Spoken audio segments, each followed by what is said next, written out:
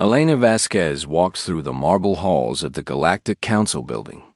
Her shoes made soft clicking sounds on the polished floor.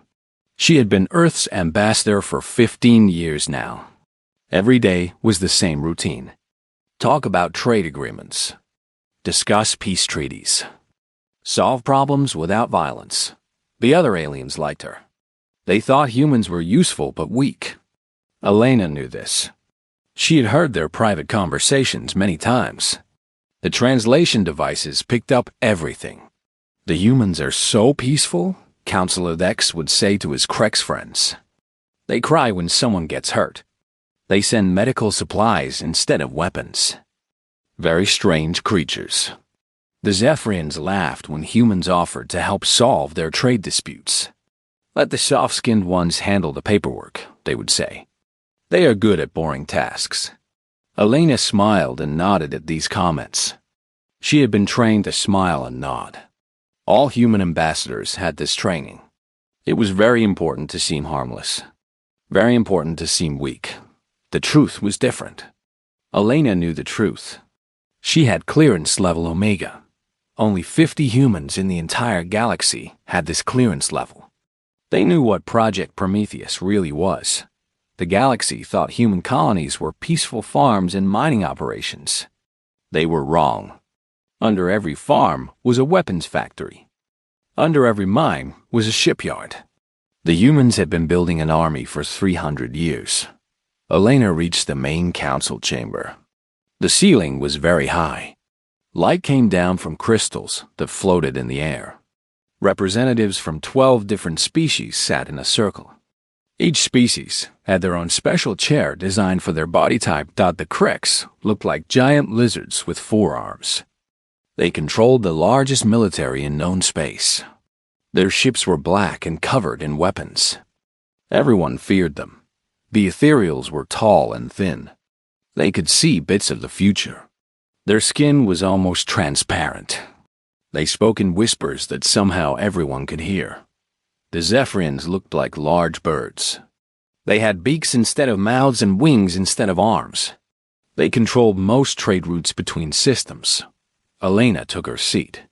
The human chair was simple compared to the others. Just a normal chair made of earthwood. This was another way to seem harmless. Other species had chairs made of rare metals or energy fields. Humans sat on simple wood. Today we discuss the Outer Rim situation, announced Counselor Dex. His voice was deep and rough. More ships have gone missing near the edge of our galaxy. Elena had read the reports. 23 vessels had disappeared in the past month. No distress calls. No wreckage found. No survivors. Something was hunting ships at the edge of known space. The ethereals sensed danger approaching, whispered Ethereal Prime. Zin, something dark comes from the void between galaxies. The other counselors shifted in their chairs. The ethereals were usually right about these things. Their future sight had saved the galaxy many times before. We should send more patrol ships, suggested Zephyrian. Trade Lord Krix. My people have lost 3 cargo vessels this month. The Krex Empire will handle this, Dex declared. We have the strongest fleet. We will destroy whatever threatens our space. Elena listened quietly. This was her role. Listen and offer peaceful solutions. She waited for the right moment to speak. Perhaps we should try to communicate with these unknown entities first, she said. Violence should be our last option. Earth can provide communication specialists and translation equipment. The other counselors nodded approvingly. This was exactly what they expected humans to say. Always trying to talk instead of fight. Always choosing the peaceful path. What they did not know was that Elena had already sent coded messages to Earth Command. The Terra Defense Force was already moving ships into position. 50 battle groups had been deployed to the Outer Rim. They were hidden in asteroid fields and nebulas, invisible to scanners, waiting. The council session continued for 3 hours. Elena offered humanitarian aid packages. She suggested refugee camps for displaced populations. She proposed diplomatic missions to contact the unknown attackers. All of this was carefully planned. Earth psychologists had studied alien behavior for centuries. They knew exactly what to say to seem weak and helpful. The other species expected humans to offer aid and seek peaceful solutions. Elena gave them exactly what they expected. After the session ended, Elena returned to her office. It was small and simple. No fancy technology or expensive decorations. Just a desk, some chairs, and a picture of Earth hanging on the wall. She activated her secure communication device. The screen showed Admiral Chun's face. Admiral Chun commanded the Terra Defense Force. She was responsible for humanity's real military. How did the Council react to the disappearances? Admiral Chun asked. As expected, Elena replied. Dex wants to send Krek's warships. The others are worried, but willing to let the Kreks handle it. They still see us as peaceful mediators. Good. Our scouts have identified the attackers. They call themselves Andromedans. They come from another galaxy. Their technology is advanced. They can phase through normal matter. Their weapons can destroy entire planets. Elena felt her stomach tighten. Planet-destroying weapons were serious business. Do we know their intentions? They seem to be testing our defenses, probing for weakness. They have not attacked major colonies yet. Only ships and small outposts. This was troubling news. Humanity had worked very hard to build their peaceful reputation. They had avoided wars for 3 centuries. They had been careful to never show their true military strength. Admiral, if these Andromedans attack civilian targets... I know, Admiral Chun said. Our orders are clear. As long as they only attack military targets or empty space, we maintain the peaceful facade. But if they harm human civilians... Elena nodded. She knew the standing orders. Project Prometheus had very specific rules. Humanity would tolerate attacks on their military. They would accept damage to their infrastructure. But harm to human civilians was a red line that could never be crossed.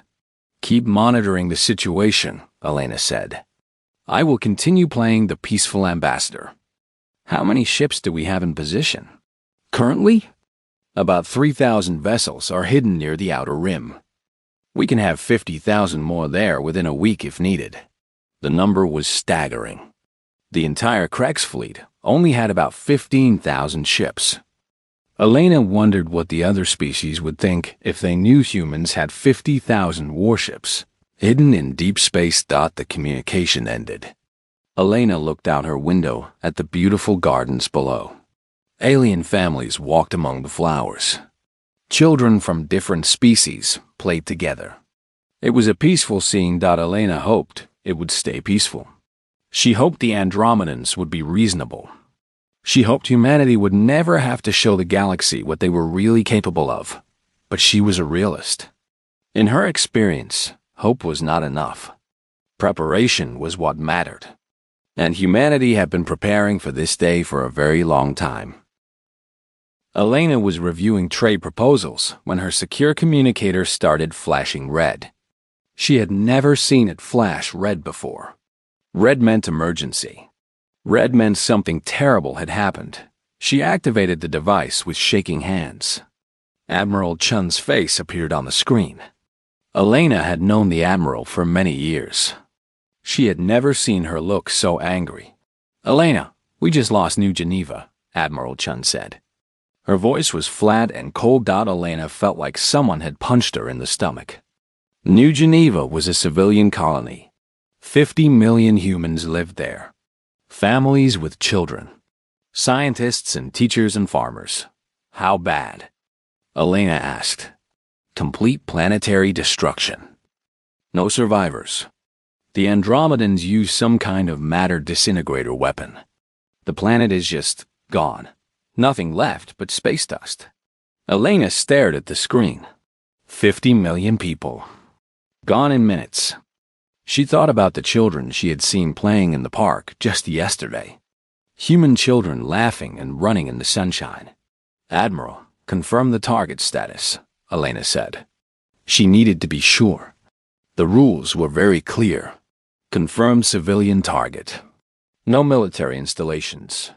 No strategic value. Pure civilian population. "They killed our children, Elena." Elena closed her eyes. When she opened them again, something had changed. The careful diplomatic mask she had worn for 15 years was gone. In its place was something cold and angry and very dangerous. "Admiral, you have authorization to implement Protocol 7. Confirmed. Protocol 7 is active. All units are moving to combat readiness."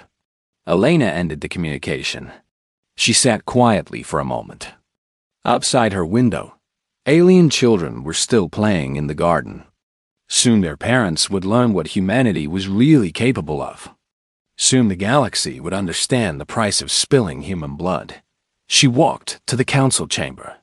The afternoon session had already started. The other ambassadors were discussing minor trade disputes. They looked up when she entered. Something in her face made them stop talking. "Honored counselors," Elena said, "I have an announcement to make." Counselor Vex leaned forward in his chair. "Yes, Ambassador Vasquez? Do humans have more peaceful solutions to offer?" "No," Elena said. "We do not." She touched her communication device. Instantly, every human representative in the galaxy received the same message. From Nexus Prime to the Outer Rim colonies, every human diplomat stood up at exactly the same moment. Elena spoke clearly and calmly. "Effective immediately, humanity withdraws from the Universal Peace Accords. We are recalling all humanitarian missions. All peacekeeping forces are returning to human space. All trade agreements are suspended." The council chamber erupted in confused voices. Vex slammed his fist on his chair arm. "What is the meaning of this? You cannot simply leave the Accords." "We just did," Elena said.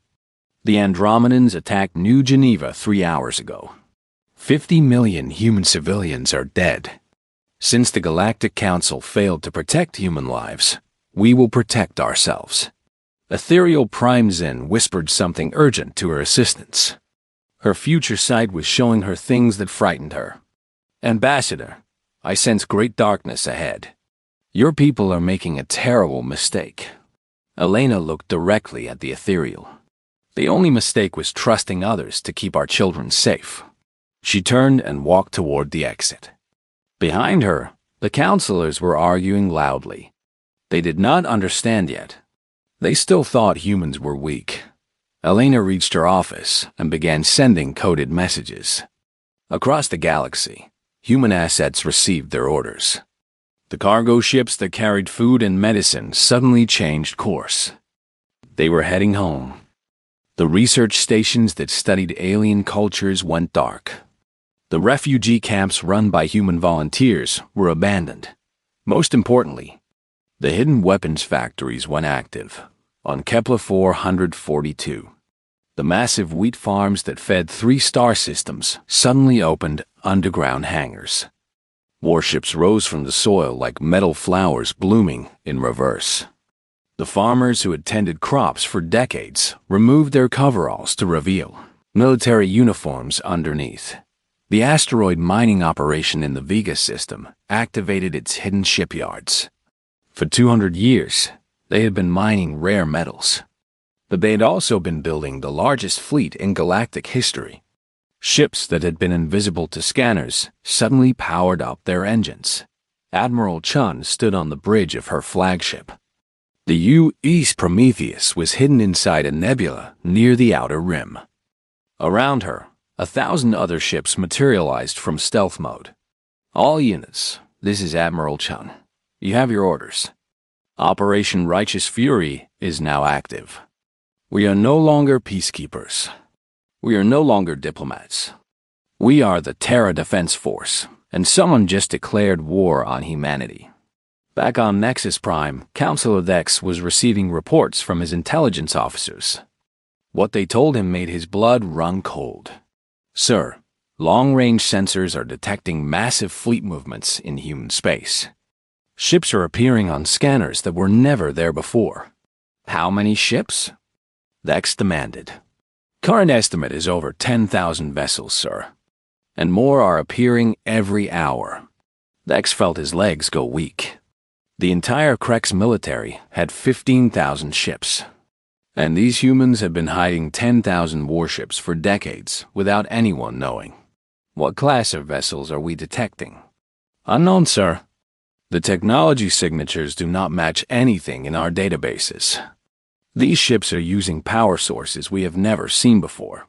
In the Zephyrian trade districts, cargo ships that had carried grain and manufactured goods for centuries suddenly revealed their true nature. Weapon ports opened along their hulls. Civilian crew members activated military systems they had been trained to use since childhood. The galaxy was learning that every human merchant was also a soldier. Every human scientist was also an engineer of war. Every human diplomat was also a spy who had been gathering intelligence for 300 years. Alina received a priority message from Earth Command. President Morrison's face appeared on her screen. He looked tired but determined. Elena, I want you to deliver one final message to the Galactic Council. What should I tell them, sir?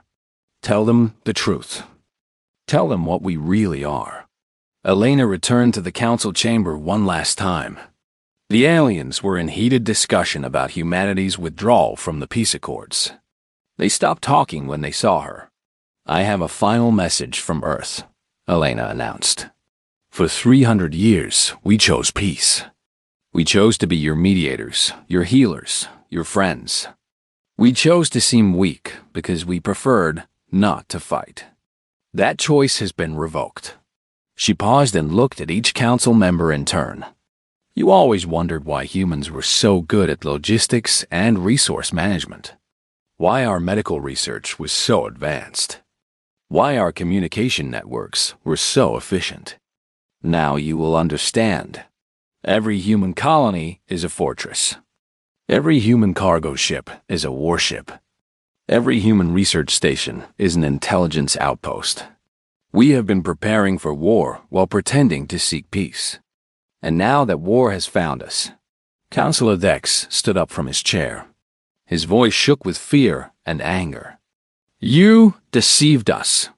You lied about your capabilities. Elena smiled for the first time that day. It was not a pleasant smile. We never lied, Counselor. We simply chose not to show you everything we were capable of. There is a difference between being unable to fight and choosing not to fight. She turned to leave, then stopped at the door. Oh, and Counselor Dex? Your intelligence reports are wrong. We do not have 10,000 ships. We have 50,000. The rest are simply better at hiding. Elena left the chamber and walked to her private shuttle. Behind her, she could hear the counselors shouting in panic. They were finally beginning to understand what they had always been sitting next to Dot as her shuttle launched toward human space. Elena looked back at the Galactic Council building one last time. When she returned, things would be very different. The galaxy was about to learn that humanity's greatest weapon had never been their technology, Dot. It had been their patience. The emergency session of the Galactic Council started at dawn. For the first time in 3 centuries, the human seats were empty. The silence where Elena should have been sitting felt like a missing tooth. Counselor Dex paced back and forth in front of the main display screen. His forearms gestured wildly as he spoke. We have a crisis. The humans have gone insane. They think they can threaten the entire galaxy because one of their colonies was attacked. Trade Lord Crix fluffed his feathers nervously. My cargo fleets are reporting strange encounters. Human ships that were carrying grain yesterday are now pointing weapons at us. This makes no business sense. Ethereal Prime Zin sat very still. Her large eyes were closed.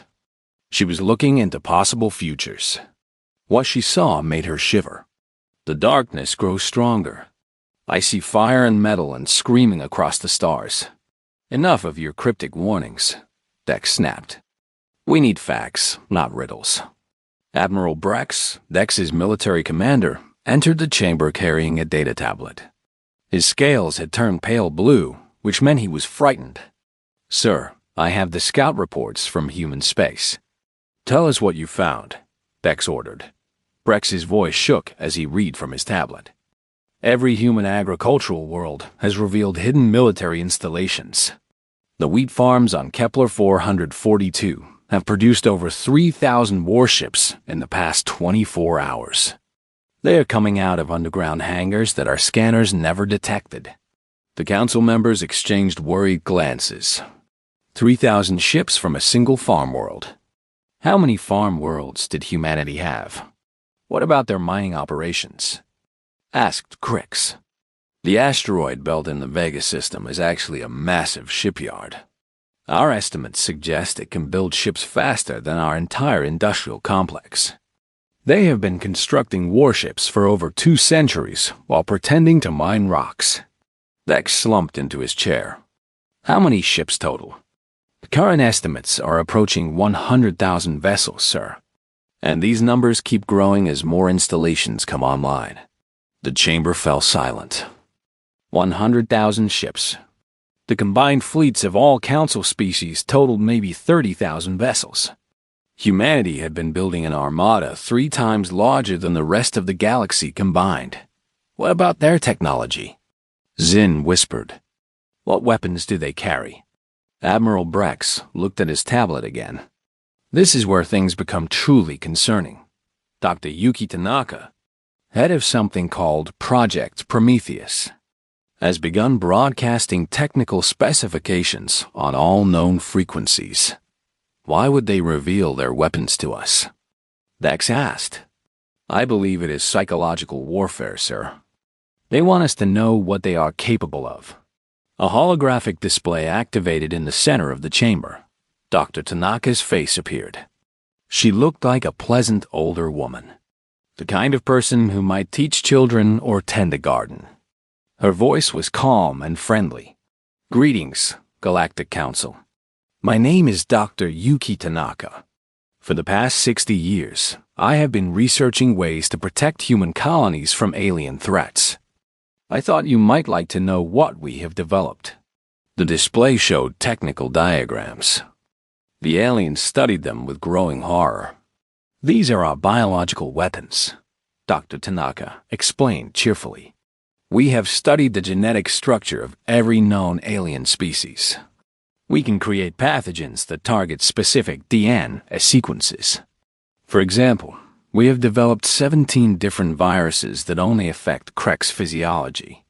They would be completely harmless to humans, but fatal to anyone with Krek's genetics. Dex's scales turned white with fear. Impossible. Our biological security is perfect. Dr. Tanaka smiled. We tested these weapons 3 years ago.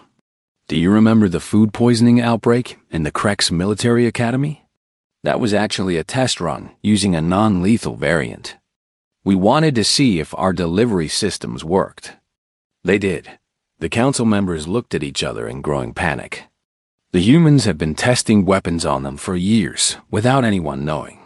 Of course, biological weapons are just one option, Dr. Tanaka continued.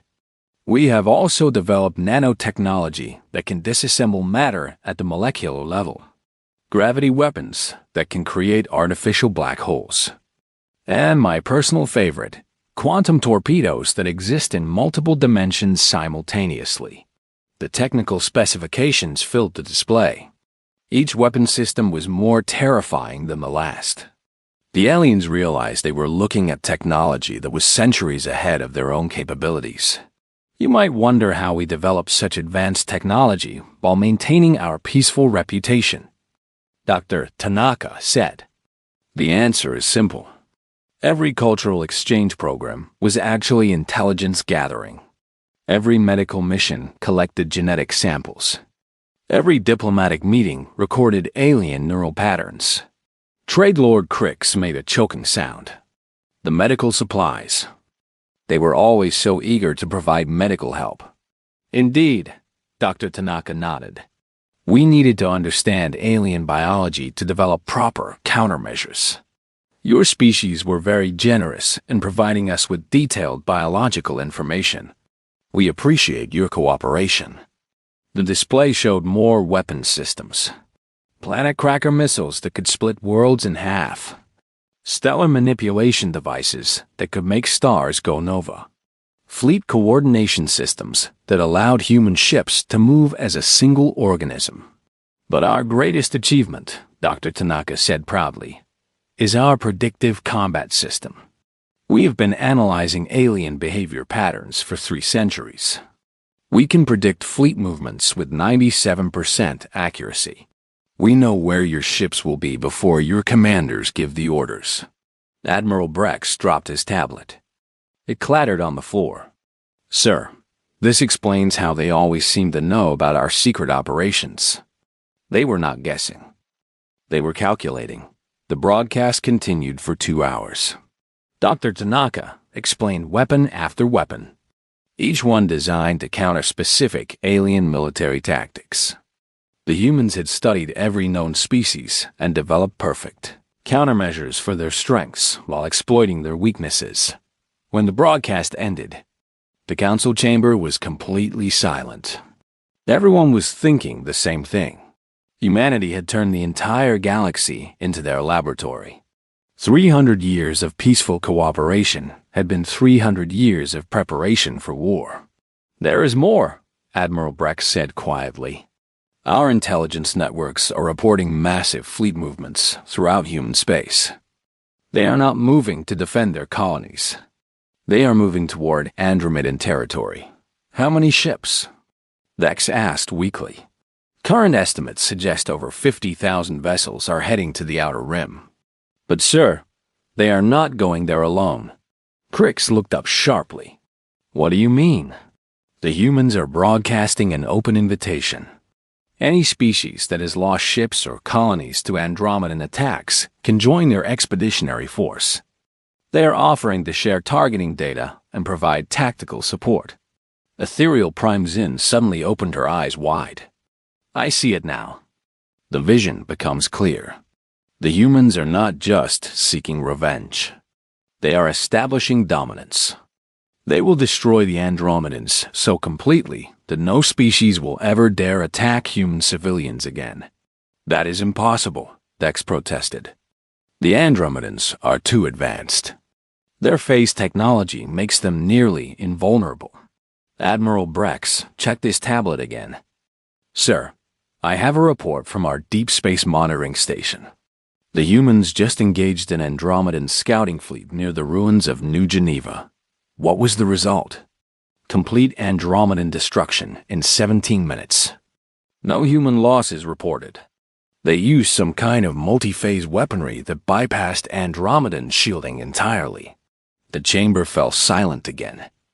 17 minutes. The Andromedans had been terrorizing the galaxy for months. No one had been able to even damage their ships. The humans had destroyed an entire fleet in less time than it took to eat lunch. Sir, Admiral Brex continued, to carry a message back to the Andromedan Empire. Our translation computers intercepted the transmission. It was very simple. The message said, "You killed our children. Now we are coming for yours." Dex stood up slowly. His legs shook with fear. How long until the human fleet reaches Andromedan space? Based on their current speed, approximately 6 weeks, sir. And how long would it take our fastest ships to reach human space? About the same, sir. Dex looked around the chamber at the other council members.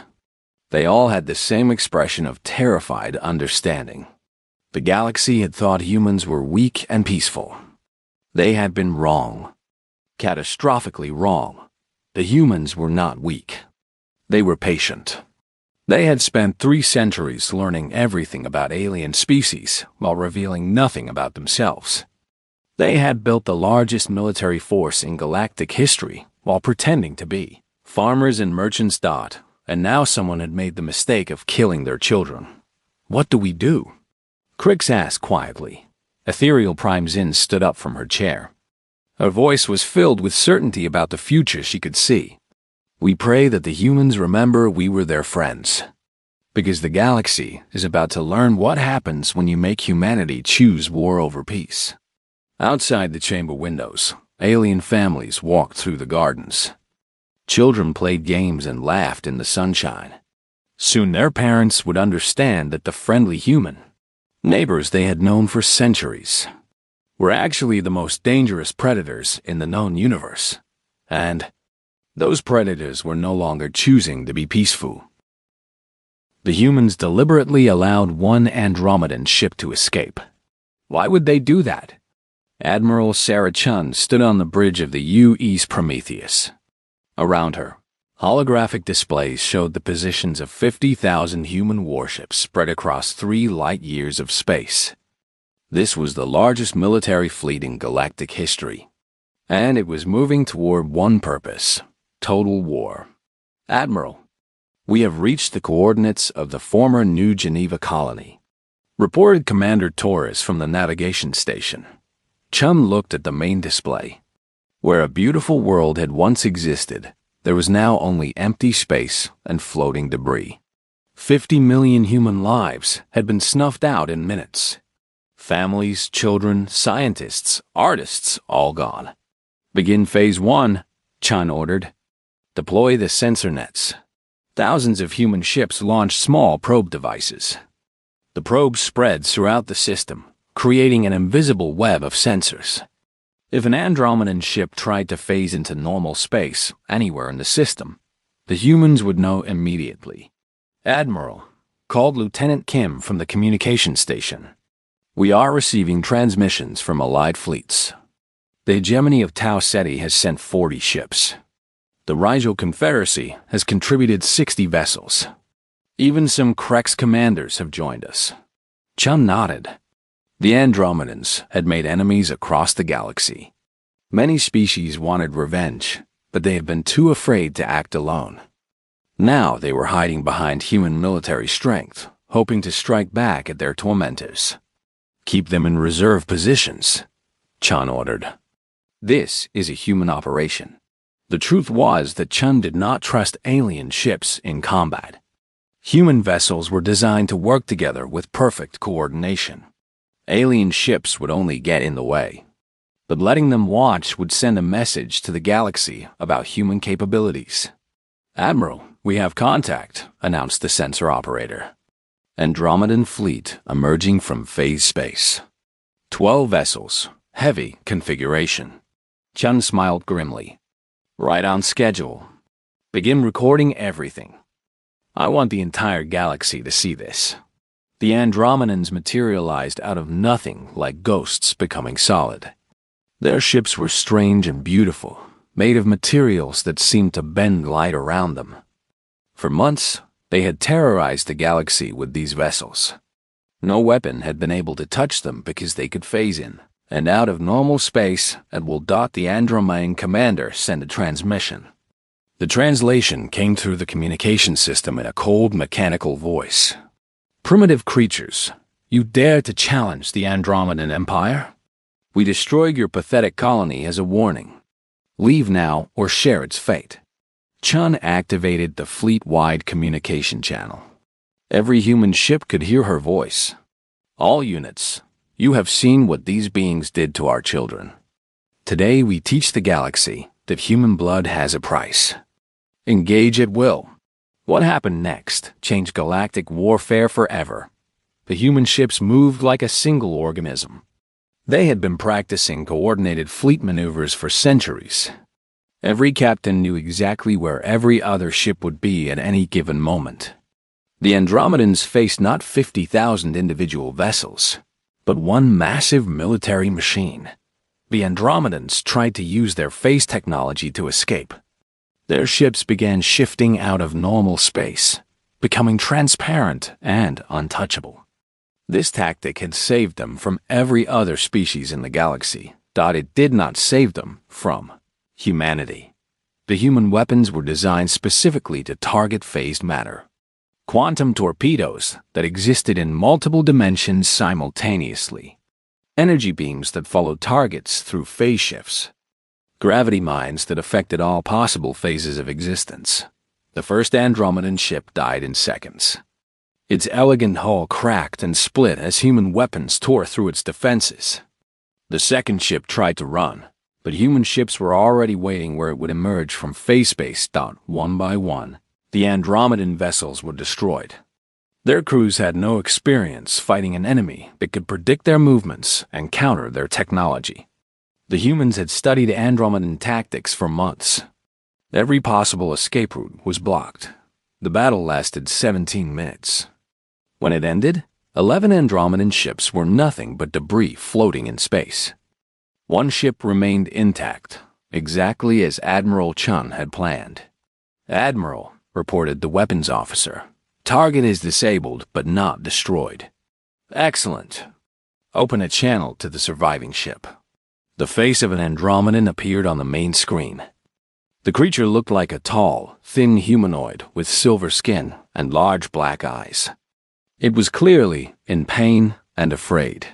"You will carry a message back to your empire," Chun said. "Tell your leaders that humanity remembers our dead. Tell them that we are coming to their home system. Tell them that we will not stop until every Andromedan who participated in the destruction of New Geneva has faced justice." "You cannot reach our home system," the Andromedan said. "It is protected by the Imperial fleet. Millions of ships guard our core worlds." Chun's smile was cold and terrible. "Millions of ships. How interesting. We will need to bring more ammunition." She gestured to her communications officer. "Release the survivor. Make sure they have enough fuel to reach Andromedan space." The damaged Andromedan ship limped away into phase space. Behind it, the human fleet began moving deeper into unknown territory, following the path toward the Andromedan Empire. Back on Nexus Prime, the Galactic Council watched recordings of the battle in stunned silence. The humans had destroyed in 17 minutes what the entire galaxy had been unable to even damage. "How is this possible?" Counselor Thex whispered. "The Andromedans were supposed to be invincible." Admiral Brex studied the tactical recordings. "Sir, the humans knew exactly where each Andromedan ship would emerge from phase space. They had ships waiting in position before the Andromedans even began their phase shifts. That level of prediction should be impossible.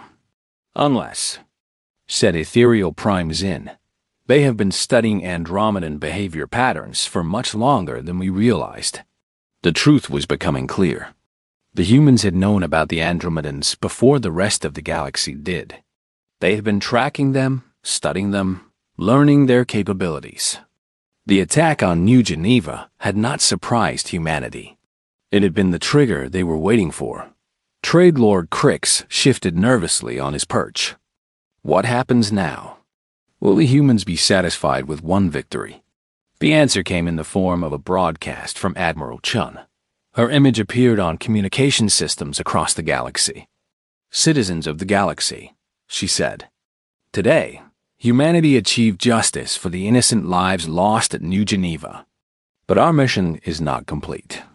The Andromedan Empire believes they can terrorize civilian populations without consequences. We will prove them wrong." The display showed star charts. Red arrows indicated the path human fleets would take to reach Andromedan territory.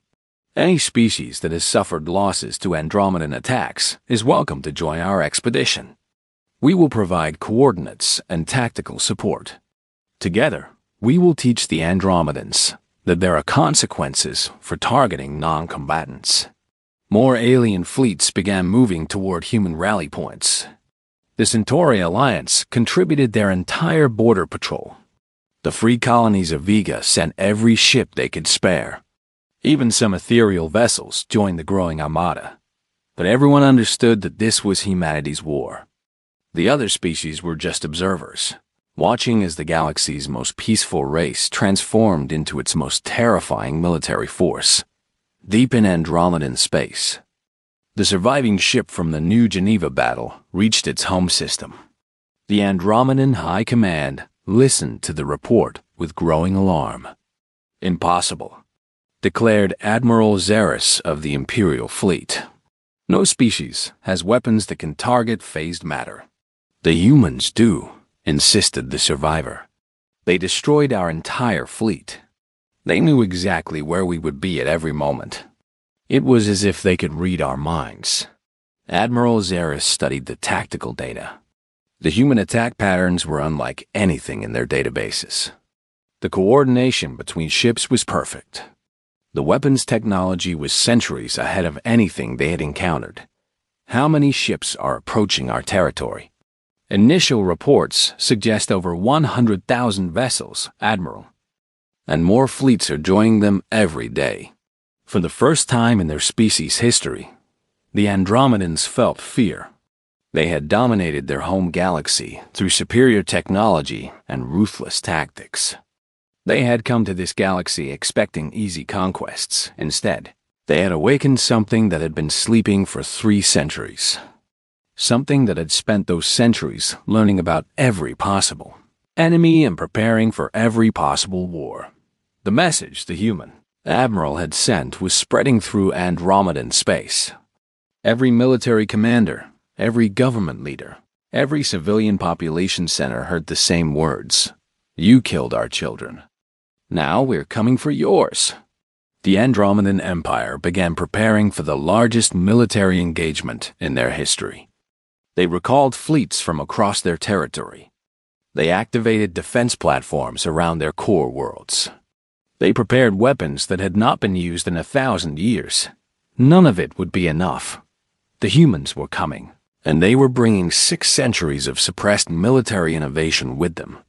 The galaxy was about to witness the difference between a species that chose peace and a species that was forced into war. The Andromedans were about to learn that some sleeping giants should never be awakened. 6 months later, Elena Vasquez walked through the marble halls of the Galactic Council building again. Her shoes made the same soft clicking sounds on the polished floor. But everything else had changed. The alien security guards watched her with new expressions. No longer the casual indifference they had shown before. Now there was respect mixed with fear. They had seen the recordings of what humanity could do when anger.Elena reached the council chamber. The same floating crystals provided light from the high ceiling. The same circle of chairs waited for their occupants. But the atmosphere was completely different. Councillo, Ordex sat very straight in his chair. His 4 arms were folded carefully in his lap. When Elena entered, he stood up immediately. All the other council members followed his example. "Ambassador Vasquez," Dex said formally, "we welcome humanity back to the Galactic Council." Elena took her seat. The simple wooden chair looked exactly the same, but now everyone understood what it represented. Not weakness, but the restraint of a species that chose diplomacy over domination. "Thank you, Councilor Dex," Elena replied calmly. "Humanity is pleased to resume our participation in galactic governance." The words were polite and diplomatic, but underneath them was a new understanding. Humanity was not asking permission to return. They were informing the galaxy of their decision. Trade Lord Crix cleared his throat nervously. "Ambassador, we are all curious about the status of the Andromedan situation." Elena smiled. It was a gentle, peaceful smile. But every alien in the room remembered the last time they had seen her angry. "The Andromedan Empire no longer exists," she said simply. "Their military has been eliminated. Their government has surrendered unconditionally. Their core worlds are under human administration for the foreseeable future." The council members exchanged glances.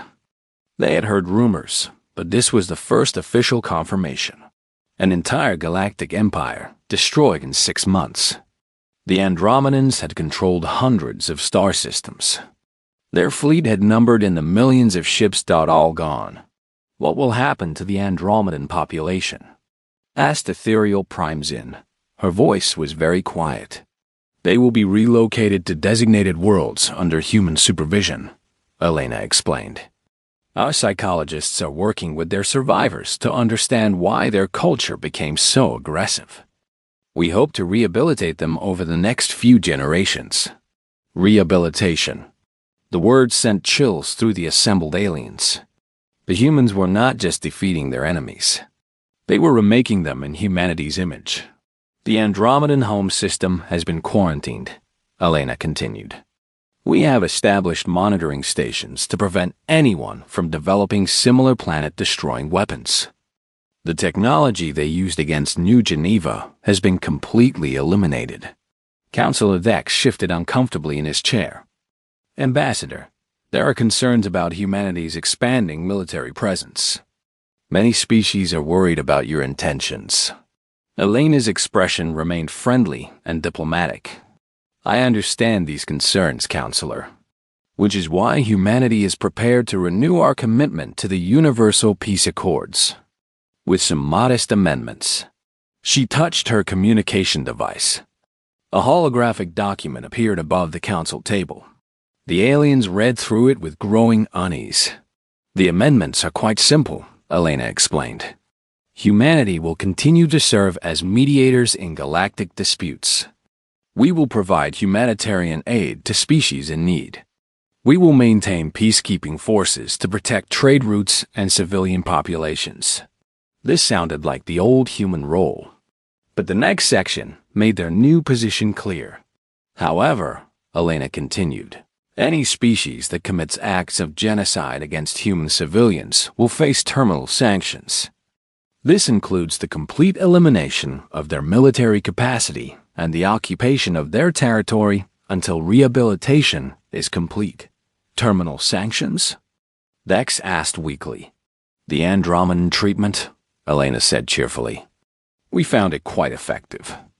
Complete military defeat followed by cultural restructuring. Very thorough. Very permanent. The chamber fell silent. The aliens were beginning to understand their new reality. Humanity was offering the same services as before. Mediation, aid, peacekeeping. But now everyone knew the price of harming human civilians. Ambassador, Trade Lord Crix said carefully, why is humanity returning to diplomatic solutions? Your military demonstrated overwhelming superiority. You could simply rule the galaxy by force. Elena looked genuinely puzzled by the question. Why would we want to rule the galaxy, Trade Lord? We have our own worlds to manage. Our own people to care for. Ruling others would be a waste of our time and resources. But surely, Dex pressed, with such military power, you must have ambitions for conquest? Counselor, Elena replied patiently, you still do not understand. Power is not about what you can take. Power is about what you choose not to take. Humanity has always preferred cooperation to domination. She gestured to the document floating above the table. We are offering the same relationship we always had. Partnership, not subjugation. Trade, not tribute. The only difference is that now everyone understands the consequences of betraying that partnership. Ethereal Prime Zen leaned forward. I must ask directly, Ambassador. Are we your allies or your subjects? That depends entirely on you, Elena answered. Species that honor their agreements with humanity and treat our civilians with respect are allies. They enjoy all the benefits of human technology, trade, and protection. And species that do not honor these agreements? Elena's smile never wavered. Ask the Andromedans. Oh, wait, you cannot. They no longer exist as a political entity. The message was clear. Cooperation would be rewarded. Betrayal would result in complete destruction. The galaxy now had a very simple choice to make. There is one more item to discuss, Elena said. She touched her device again. New images appeared above the table. During our campaign against the Andromedans, we discovered they were not the only aggressive species from outside our galaxy. Long-range sensors have detected at least 3 other extragalactic empires that may pose threats in the future. The aliens looked at the star charts with growing alarm. If the Andromedans had been just the first wave of invaders, what would happen when the others arrived? Do not worry, Elena said reassuringly. Humanity is prepared to handle these potential threats. We are establishing deep space monitoring stations along the galactic rim. If any hostile forces attempt to enter our space, they will receive the same treatment as the Andromedans. She paused and looked around the table.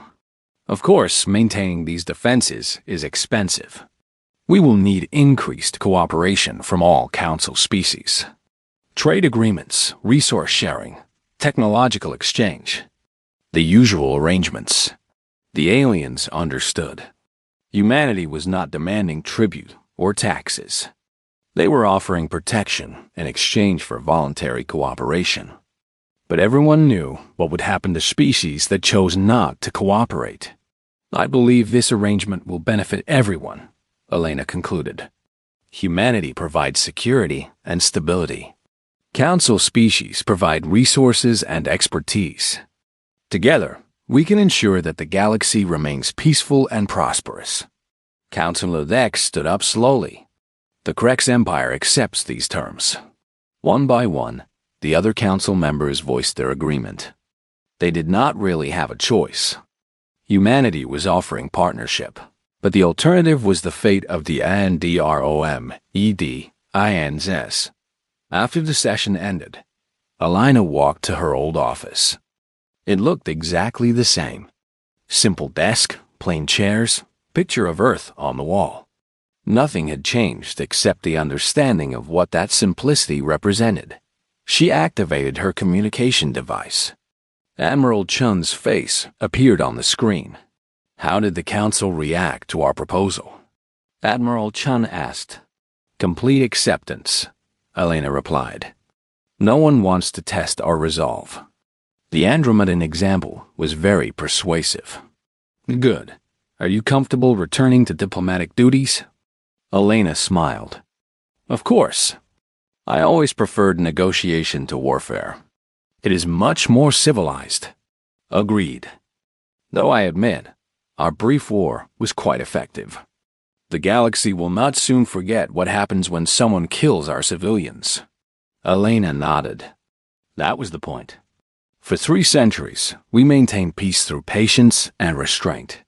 Now we maintain peace through strength and the memory of what that strength can accomplish. She looked out her window at the gardens below. Alien families walked among the flowers again. Children from different species played together. The peaceful scene had returned, but now the aliens watched human children with new awareness. These were not just innocent youngsters playing games. They were the protected offspring of the galaxy's apex predators. And everyone had seen what happened to those who threatened them. A young Krex child ran past the window, laughing as he chased a ball. A human child joined the game, and soon they were playing together. The sight made Elena smile. This was what humanity had always wanted. Peaceful cooperation between species. Children playing together without fear. Trade and technology shared for mutual benefit. The only difference was that now everyone understood the true nature of human peace. It was not the weakness of those unable to fight. It was the choice of those who could destroy everything, but preferred to nurture it instead. Elena turned back to her desk and began reviewing trade proposals. There was much work to be done. Peace was more difficult to maintain than war, but infinitely more